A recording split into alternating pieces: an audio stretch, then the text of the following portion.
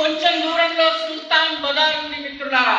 ఈ సుల్తాన్ బజార్ లో 1947 ఆగస్టు 15 నాడు యావత్ భారతదేశము స్వాతంత్ర పండుగ జరుపుకుంటున్న సమయంలో నిజాము రాజ్యము బానిసత్వంలో పడి ఉన్నది. ఆ సమయంలో ఒక 19 సంవత్సరాల యువకుడు బయలుదేరాడు. అలంపూర్ దగ్గర ఉన్నటువంటి వావిలాల అనే గ్రామం నుంచి బయలుదేరి సుల్తాన్ బజార్ దగ్గరకు వచ్చి సుల్తాన్ బజార్ దగ్గర నిలబడి వందే మాతరం వందే మాతరం వందే మాతరం అని నినాదాలు చేశారు.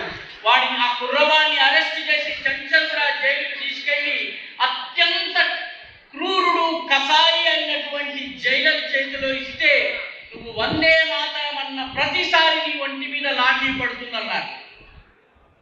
ఆ కుర్రవాడు ఒక్కొక్క లాఠీ దెబ్బ ఒంటి మీద పడుతున్నా వందే మాతర నినాదం చేశాడు. 24 వందే సార్లు లాఠీ దెబ్బలు తిన్నాడు.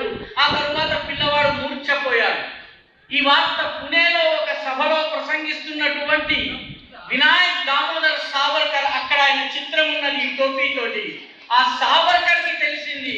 ఆయన తన మెడలో ఉన్నటువంటి మాలను తక్షణము తీసి ఇది ఆ పిల్లవాడికి ఇవ్వండి, ఆ పిల్లవాడి పేరు వావిలాల రామచంద్రరావు కాదు, వందే మాతరం రామచంద్రరావు అన్నాడు.